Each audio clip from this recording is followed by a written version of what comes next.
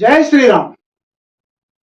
రాష్ట్ర వ్యాప్తంగానే కాదు, దేశవ్యాప్తంగా సంచలనం సృష్టించిన ఒక అంశము ఖమ్మం సంబంధించిన మైనర్ బాలిక మీద అత్యాచారము ప్లస్ ఆమెను హత్య చేయడానికి ప్రయత్నించడం. మొహమ్మద్ గౌస్ అనే రాక్షసుడు, మహానుభావుడు.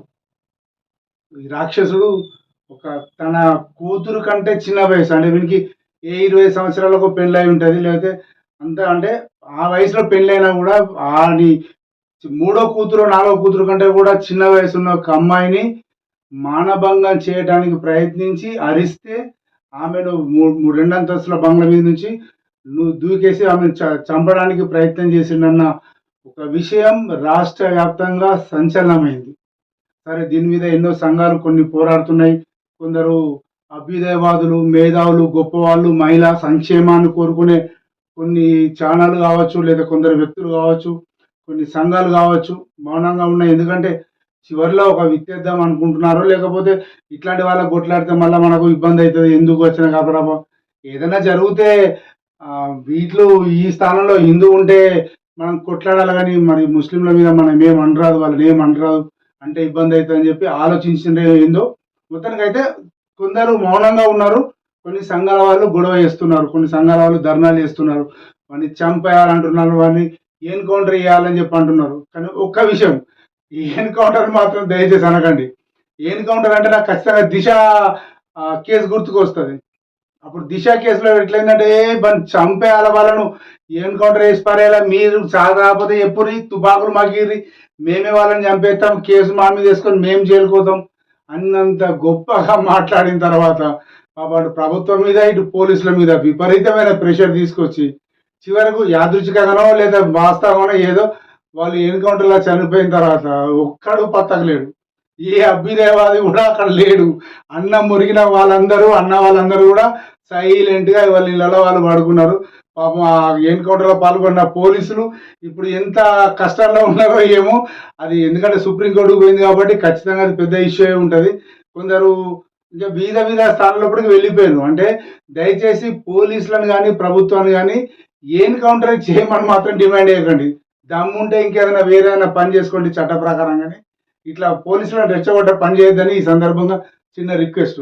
సరే, అయిపోయింది.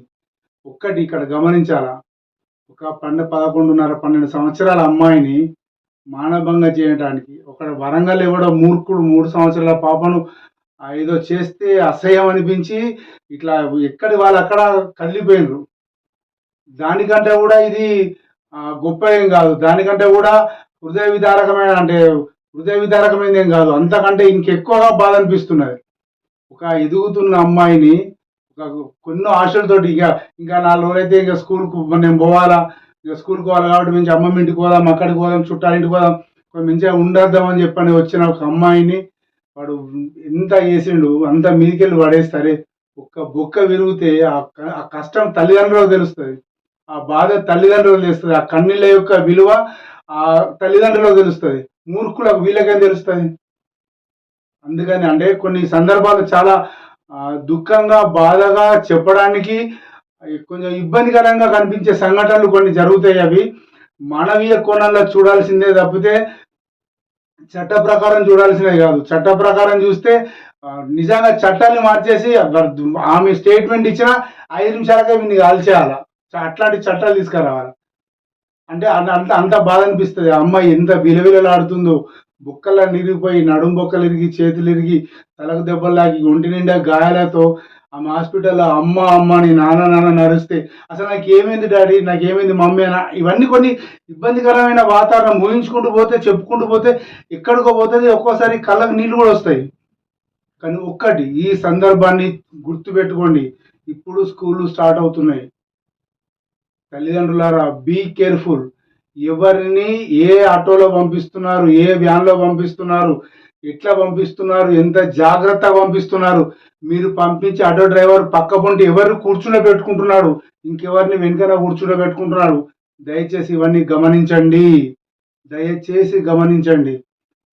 ఎవరిని ఇట్లా నడిపిస్తాడు, అటుపక్క ఇటుపక్క ఎవరు ఉంటారో చూడండి కొంచెం, లేదా వెనుక ఎవరు ఉంటారో చూడండి. ఇవన్నీ కూడా గమనించండి దయచేసి. కాబట్టి ప్రతి క్షణము తల్లిదండ్రులు అమ్మాయిని ఇంట్లోంచి బయటకు పంపిస్తుర్రు అంటే ఒక లక్ష్మీదేవిని ఇంట్లో నుంచి బయటకు పంపుతున్నట్టు. మళ్ళీ ఎట్లా వస్తుంది, ఎట్లా మనం ఎట్లయితే డబ్బుల కోసం ఆరాటపడతామో మన బిడ్డ రావడానికి అన్ని జాగ్రత్తలు దయచేసి ఆడపిల్లల తల్లిదండ్రులు తీసుకోండి. ప్రపంచం లోపల రాక్షస సమూహం, ముఖ్యంగా భారతదేశంలో రాక్షస సమూహం యొక్క వికృత చేష్టలు ఎక్కువైపోయినాయి. వీటిని ఇవి చట్ట ముసుగులోనో లేకపోతే మత ముసుగులోనో దాగిపోవడం కాదు, తల్లిదండ్రులే జాగ్రత్త పడాల్సిన అవసరం ఉంది. తల్లిదండ్రులారా ప్రతి ఒక్క కదలిక కూడా జాగ్రత్తగా మీరు వేయాలా, మీతో పాటుగా మీ పిల్లల్ని వేయించాలి. అందుకనే ఖమ్మం సంఘటన ఏం నేర్పుతోంది? తల్లిదండ్రులకు జాగ్రత్త నేర్పుతుంది. జాగ్రత్తగా ఉండండి, ప్రతి క్షణం జాగ్రత్తగా ఉండండి. మామ, తాత, కాక, చిన్నబాబు, చిన్నయ్య అని ఇంకెవరో వచ్చి పిలిచి ఇంట్లోకి చొచ్చుకొచ్చి మాట్లాడుతుర్రు, ఏదో చేస్తుర్రు అని చెప్పని దయచేసి ఊహించొద్దు, దయచేసి భావించొద్దు. ఇంతకంటే చెప్పడానికి ఏం లేదు. ఒక రాక్షసుని గురించి ఎంత తక్కువ చెప్పినా, ఎంత ఎక్కువ చెప్పినా అంతే. ఇంకా అసలు దాని గురించి మాట్లాడడం లేదు. దీని నుంచి నేర్చుకోవాల్సిందే ఉంది. ఎందుకంటే ఆమె పరిస్థితి ఎలా ఉంటుందో తెలియదు. ఏదైనా ఒక ఒక లోతుగా పాతుకుపోయిన ఘాతకం అయిపోయింది. అది ఒక దెబ్బ అయిపోయింది సమాజానికి. అదొక గుణపాఠం అయిపోయింది. కాబట్టి దయచేసి తల్లిదండ్రులారా బీ కేర్ఫుల్. మీరు మీ అమ్మాయిని స్కూల్కి పంపించిన, మీ పాపను, మీ ఒక ఎల్కేజీ పాపను, యూకేజీ పాపను స్కూల్కి పంపించినా కూడా జాగ్రత్త తీసుకోవాలని చెప్పి మనస్ఫూర్తిగా చెప్తోంది తెలంగాణ సామ్నా. జై శ్రీరామ్.